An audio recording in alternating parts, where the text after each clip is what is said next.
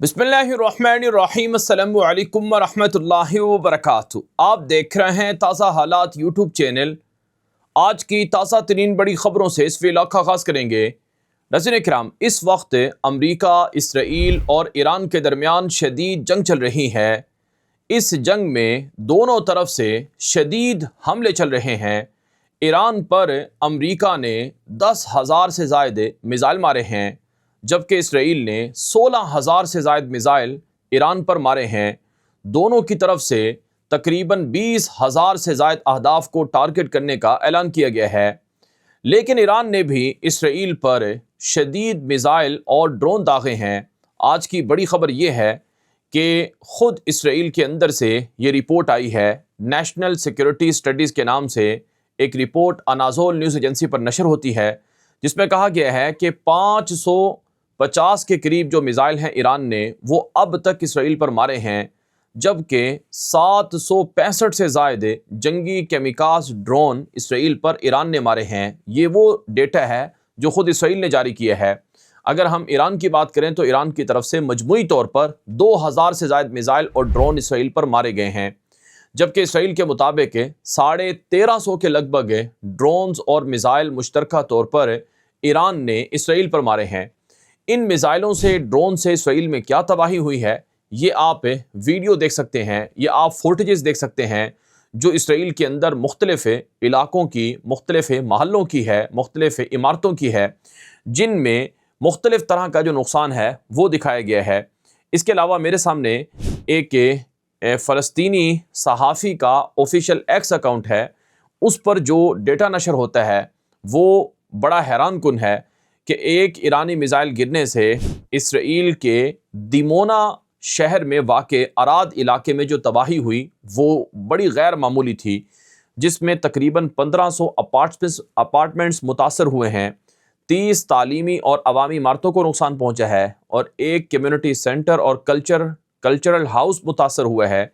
430 Israeli ख़ानदानों को घरों से निकाला गया है, जिनमें से कुछ को होटल में रखा गया और कुछ को दीगर जगहों पर रखा गया है।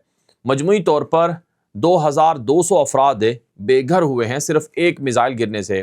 तकरीबन 80 अपार्टमेंट्स को मस्मार या मुरम्मत के लिए मुख्तस कर दिया गया है। तकरीबन 120 अपार्टमेंट से शदीद मुतासर हुए हैं और इसके अलावा 170 ख़ानदान, तकरीबन 1500 अफराद इस एक मिज़ाइल से अराद इलाके में मुतासर हुए हैं। यानी एक ईरानी मिज़ाइल जो दिमोना के अंदर अराद इलाके में गिरा था, उसकी वजह से ये नुकसान हुआ है।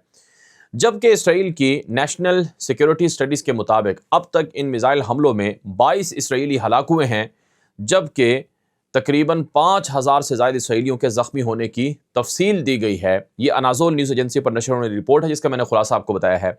इसके अलावा तुर्क न्यूज़ एजेंसी अनाज़ोल ने एक और रिपोर्ट में बताया है कि अब तक जो जंग चल रही है, इस जंग से ईरान के अंदर जो नुकसानात हुए हैं वो कुछ यूँ हैं कि 1943 लोग जाबाक हुए हैं, जबकि 24,800 ईरानी शहरी ज़ख्मी हुए हैं और लबनान में 1,118 लोग जाबाक हुए हैं इसराइली हमलों में, जबकि 3,237 ज़ख्मी हुए हैं। और इसके अलावा इस जंग की वजह से 13 अमरीकी फ़ौजी हलाक हुए हैं। 200 से ज़्यादा अमरीकी फ़ौजियों के ज़ख्मी होने का कहा गया है, लेकिन ईरान की तरफ से सैकड़ों नहीं हज़ारों अमरीकी फ़ौजियों की हलाकत और ज़ख्मियों को ज़ाहिर किया गया है, जबकि मुख्तलिफ़ अरब खलीजी ममालिक में होने वाले हमलों से भी नुकसानात हुए हैं। ये इस जंग के वो नुकसानात हैं जो अब तक के मुख्तलिफ़ ज़राए से नकल हो रहे हैं या नशर हो रहे हैं। अगर हम बात करें कि इस वक्त क्या सूरत हाल चल रही है, इस वक्त इसराइल के ऊपर ईरान हमले कर रहा है और ईरान के ऊपर इसराइल हमले कर रहा है, और जो पहले दिनों में हमले की सलाहियत थी वो इसराइल की ख़त्म हो गई है। यानी पहले 5 से 7 दिनों में अमेरिका और इसराइल ने शदीद जहाज़ों से बमबारी की थी, लेकिन अब वो सूरत हाल नहीं है। लेकिन अक़वाम मुत्तहिदा की आज एक रिपोर्ट आई है जिसमें कहा गया है कि 82,000 जो बिल्डिंग्स हैं ईरान की, वो इसराइली अमरीकी हमलों से मुतासर हुई हैं, जो बहुत बड़ा डिज़ास्टर है। यहाँ पर आज की एक और ख़बर सामने आती है जो कि बड़ी ख़तरनाक और क्रिटिकल ख़बर है कि अमेरिका ने ईरान के ऊपर ऐसे बम गिराना शुरू कर दिए हैं जो कि बारूदी सुरंगें हैं।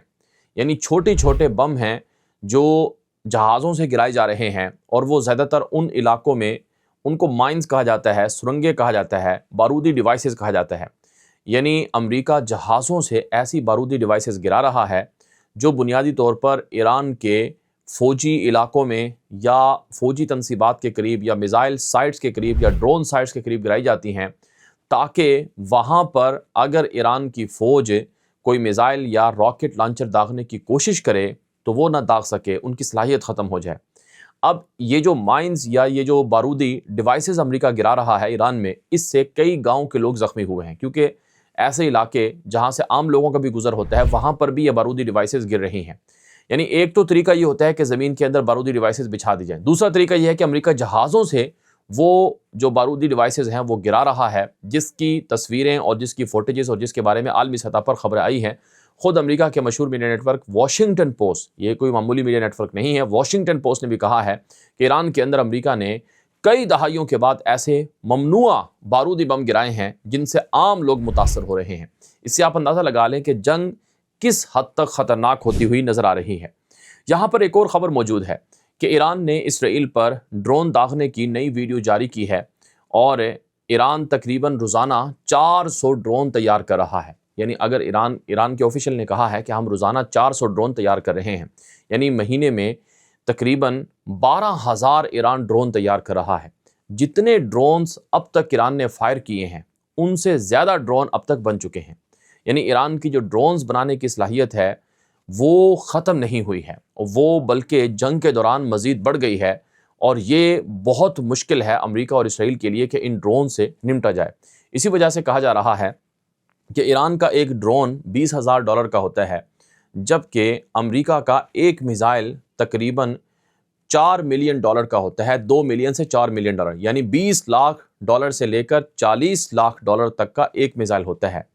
تو امریکہ اتنا مہنگا میزائل استعمال کرتا ہے ایک ڈرون کو گرانے کے لیے۔ یہی وجہ ہے کہ اسرائیل کے پاس اب جو میزائلوں کا ذخیرہ ہے، انٹرسیپٹر میزائلوں کا، وہ ختم ہو رہا ہے، اور یہ جو لو کاسٹ جو ڈرونز ہیں ایران کے، یہ اسرائیل کے اندر بہت پریشانی پیدا کر رہے ہیں۔ اس کے علاوہ آج کی ایک اور بڑی خبر ہے، ایران کے پارلیمنٹ کے سپیکر ہیں محمد باقر کالیباف، انہوں نے اپنے ایکس اکاؤنٹ پر ایک پوسٹ میں لکھا کہ وہ امریکہ جو اپنے ہی فوجیوں کی اس خطے میں اپنے ہی اڈوں میں حفاظت نہیں کر سکتا اور انہیں ہوٹلوں میں اور مختلف پارکوں میں چھپا کر رکھ رہا ہے، کیا وہ امریکہ ہماری سرزمین پر اپنے فوجی بھیج کر انہیں تحفظ فراہم کر سکتا ہے؟ یعنی ایرانی اسپیکر نے کہا کہ جو خلیجی ممالک میں امریکی اڈے ہیں وہاں سے امریکی فوجیوں کو نکال لیا گیا ہے۔ کل نیو یارک ٹائمز کی یہ خبر تھی کہ امریکی فوجیوں کو نکال کر انہیں ہوٹلز میں رکھا گیا ہے، مختلف مقامات پر رکھا گیا ہے، اور انہیں ریموٹلی جاب کا کہا گیا ہے۔ تو ایرانی اسپیکر نے کہا کہ جب امریکہ اپنے فوجیوں کی اپنے ہی اڈوں میں حفاظت نہیں کر سکتا ہے اور ڈرون اور میزائلوں سے ڈرتا ہے، تو کیا جب وہ ہمارے ملک میں اپنی فوجیں اتارنے کا سوچ رہا ہے تو کیا وہ یہاں اپنے فوجیوں کو پروٹیکٹ کر سکے گا، حفاظت کر سکے گا؟ یقیناً نہیں کر سکے گا۔ یہ امریکہ کے لیے اور امریکی فوج کے لیے بڑی خطرناک صورتحال ہے، یہ ایرانی اسپیکر نے کہا۔ دوسری طرف آج کی ایک اور خبر اس وقت میرے سامنے موجود ہے کہ ایران کے جو صدر ہیں مسعود پزشکیان، وہ آج منظر عام پر آئے ہیں۔ 2-3 دنوں کے بعد ان کی ویڈیو اور تصویریں سامنے آئی ہیں جن میں ایرانی صدر مسعود پزشکیان آج تہران کے اندر لوگوں کے ساتھ گھلے ملے ہیں اور وہ مارکیٹ میں پبلک پلیس میں نظر آئے ہیں۔ رپورٹ بتا رہی ہیں کہ ایران کے کئی اہم شخصیات وہ زیر زمین انڈر گراؤنڈ ہیں۔ خود امریکی صدر ٹرمپ نے کل اپنی ایک پریس بریفنگ میں بات کہی کہ ایرانی قائدین جو بچے ہوئے ہیں وہ زیر زمین سرنگوں میں بھاگ چکے ہیں، اور امریکہ کے کئی حکام جیسے کہ وزیر خارجہ مارکو روبیو ہے، اس نے بھی یہ بات کہی کہ ایرانی حکام خود تو سرنگوں کے اندر ہیں، پہاڑوں کے اندر، غاروں کے اندر ہیں، اور عام فوجیوں کو مرنے کے لیے چھوڑا ہوا ہے۔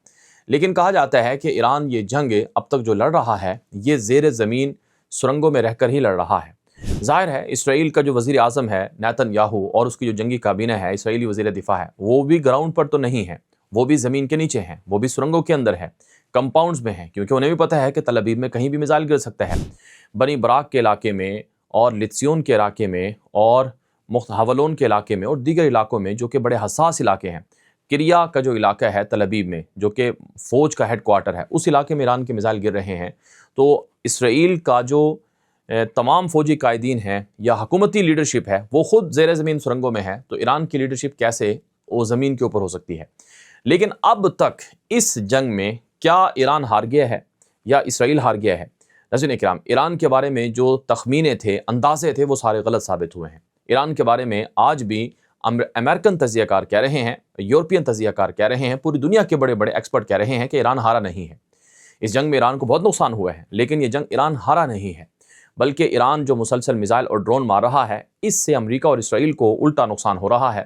اور یہ جنگ اگر کوئی ابھی ہارا ہوا نظر آ رہا ہے تو وہ امریکہ ہے، کیونکہ امریکہ نے کہا تھا کہ یہ جنگ چند دنوں میں ختم ہو جائے گی اور ہم جیت جائیں گے، آبنائے ہرمز کھلوا دیں گے۔ آبنائے ہرمز مکمل طور پر بند کر دی گئی ہے اور کوئی جہاز تیل کا گزر نہیں پا رہا ہے۔ دنیا میں تیل کرائسس بڑھ رہے ہیں، تیل کی قیمتیں $110 سے پھر کراس کر رہی ہیں۔ بعض تجزیہ کار کہہ رہے ہیں کہ اگلے 48 سے 72 گھنٹے بڑے اہم ہیں، یعنی یہ جو ویکنڈ ہے یہ بڑا خطرناک ہو سکتا ہے، کیونکہ اس ویکنڈ پر ممکنہ طور پر امریکہ اپنی فوجیں ایران میں ڈپلوائے کرنے کی کوشش کر سکتا ہے۔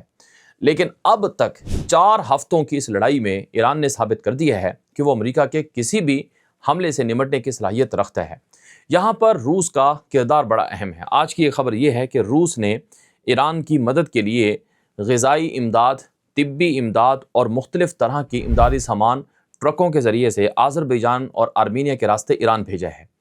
یعنی اگرچہ ایران میں جنگ کی وجہ سے فوڈ کرائسس ہیں اور مختلف طرح کی جو اشیاء ضروریاں ہیں ان کی کمی کا سامنا ہے، لیکن رشیا اس موقع پر ہیلپ کر رہا ہے اور امدادی سامان کے جو جہاز ہیں وہ پڑوسی ملکوں میں آذربائیجان وغیرہ میں اتار رہا ہے، اور وہاں سے وہ جہازوں کا جو سامان ہے وہ ٹرکوں میں لوڈ ہو کر ایران آ رہا ہے، اور یہی کام چائنا کر رہا ہے، اور پاکستان سے بھی امدادی سامان کے جو ٹرک ہیں وہ ایران کے اندر پہنچے ہیں۔